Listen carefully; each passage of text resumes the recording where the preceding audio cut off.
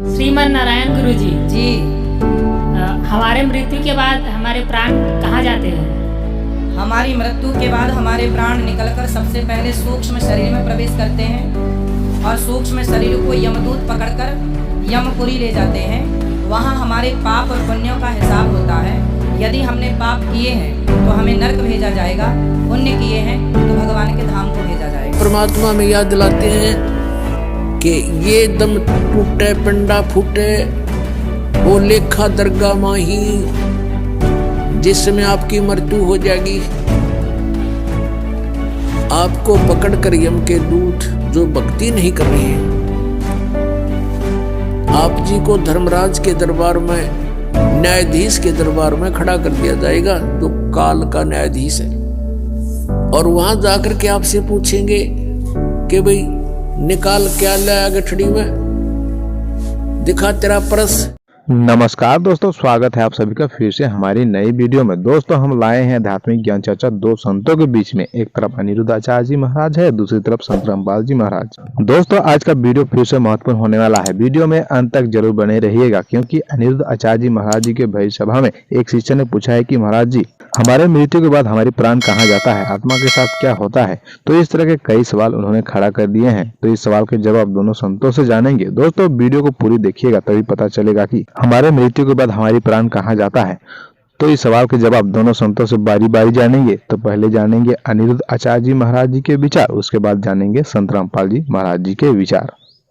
श्रीमन नारायण गुरु जी जी। हमारे मृत्यु के बाद हमारे प्राण कहाँ जाते हैं? हमारी मृत्यु के बाद हमारे प्राण निकलकर सबसे पहले सूक्ष्म शरीर में प्रवेश करते हैं और सूक्ष्म शरीर को यमदूत पकड़कर यमपुरी ले जाते हैं। वहाँ हमारे पाप और पुण्यों का हिसाब होता है। यदि हमने पाप किए हैं तो हमें नरक भेजा जाएगा, पुण्य किए हैं तो भगवान के धाम को भेजा जाएगा। गुरु जी, जैसे मनुष्य जन्म में हम पाप करते हैं तो अगले जन्म में अगर मैं या फिर कोई मनुष्य शेर या कोई भी जानवर का रूप धारण करते तो मनुष्य जन्म का पाप उनको उस रूप में मिलेगा? अरे मनुष्य जन्म से जो पाप होते हैं उसी पापों के फल भोगने के लिए हमें 84 लाख योनियों में भेजा जाता है। कुत्ता, बिल्ली, शेर, चीता, हाथी, चमगादड़ सब बनाया जाता है। प्रणाम। ये सब पापों का दंड है सबको। किसको? तो दोस्तों ये थे अनिरुद्ध आचार्य जी महाराज जी के विचार। उन्होंने किस तरह से तर्क दिए हैं, आइए आप जानते हैं संत रामपाल जी महाराज जी के विचार।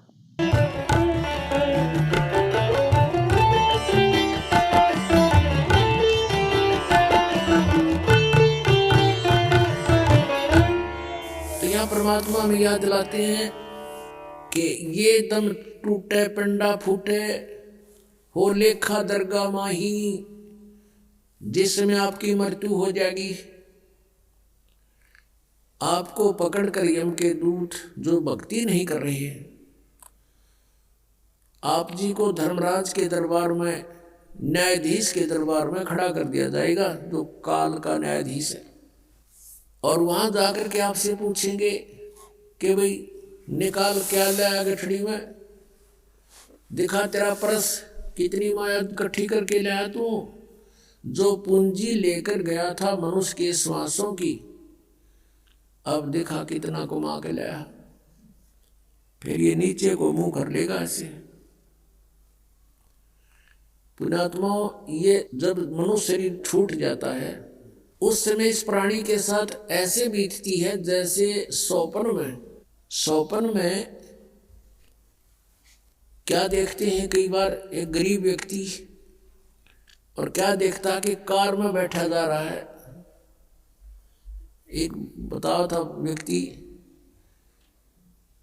कहने लगा मैं आज सपने में ऐसा देखा कि जैसे कार में बैठा हूं और कार चला रहा हूं और ब्रेक लगाया, आगे एकदम कोई ऐसी स्थिति आगे ब्रेक लगाया, जोर से पैर मारा और रजाई फटी हुई थी उसकी, उस रजाई में का पैर आर पार हो गया।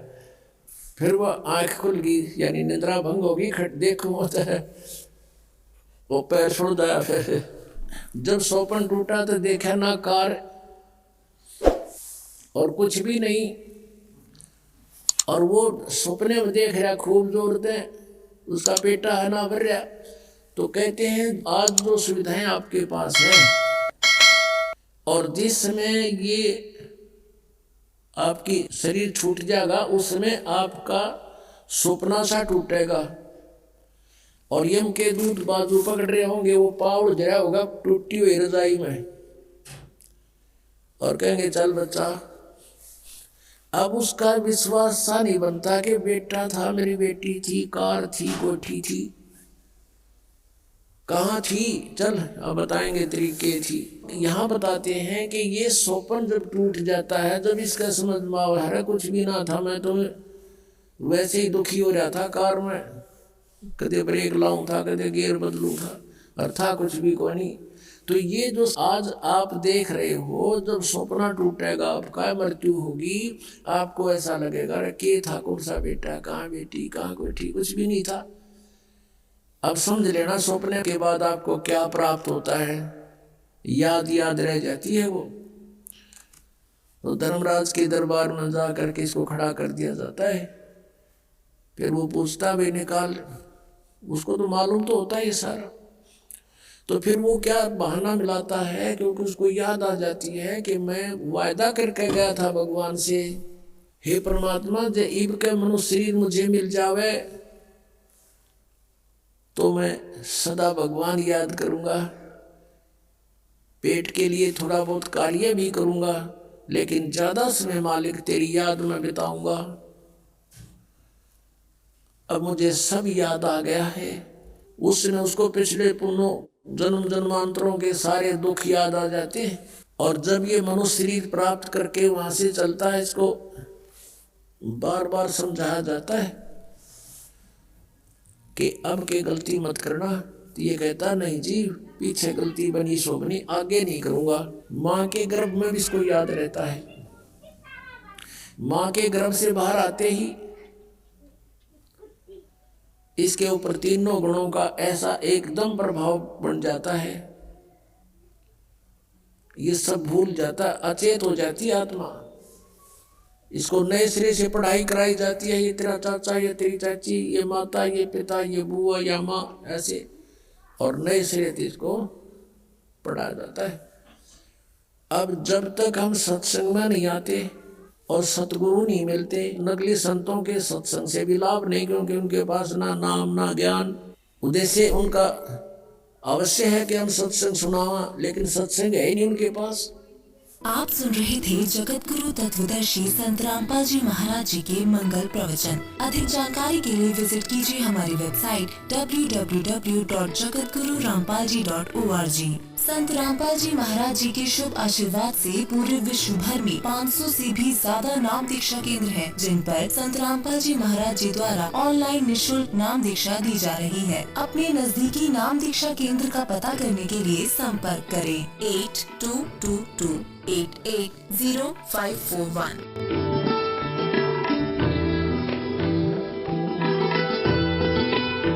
तो दोस्तों ये थे दोनों संतों के विचार। अब आपको निर्णय लेना है कि कौन से संत सही बता रहे हैं, कौन से संत गलत बता रहे हैं। कमेंट बॉक्स में अपनी राय जरूर भी दीजिएगा। और वीडियो अच्छी लगी है तो वीडियो को लाइक, कमेंट, शेयर, और चैनल में नए हैं तो चैनल को जरूर सब्सक्राइब करें। फिर मिलते हैं नेक्स्ट वीडियो में, तब तक के लिए जय हिंद, वंदे मातरम।